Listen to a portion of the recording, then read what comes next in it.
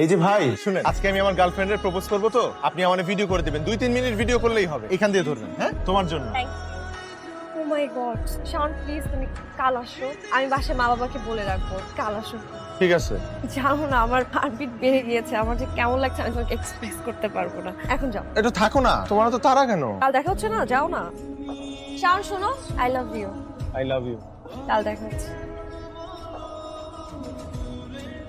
কথাটা তো কি কথা শুনবো আমি তোমার? তুমি একটা ফালতু মাইয়া। তুমি আমারে বলছো তোমার বাসায় কেউ নাই, তোমার বাপ মা নাই, বডি বিল্ডার করতে আসলো, তোমার ল্যাংটা বডি বিল্ডার। শাওন ভাষা ঠিক করে কথা বলো। তোমার সাথে আমি কি ভাষা ঠিক করে কথা বলবো? তোমার সাথে আরো অভদ্র ভাষায় কথা বলা উচিত। তুমি আমার সাথে চিট করছো। শাওন হেলমেট খোলো।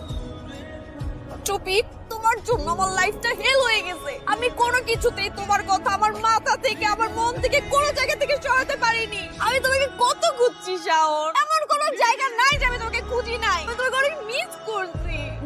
ওই দিন যে ছেলেটাকে তুমি দেখছো ভিডিওর মধ্যে, ওই ছেলেটা ছিল উপরে ফ্ল্যাটের একটা মেয়ের বয়ফ্রেন্ড, যেটা আমি জানতামই না, এই সম্পর্কে আমার কোনো ধারণাই নাই। তুমি ওই দিন আমার একটা কথা শুনলা না, একটা কথা তুমি আমাকে বলতে দিলা না শাওন। তুমি ভুল করছো, তুমি ঠিক করো নাই।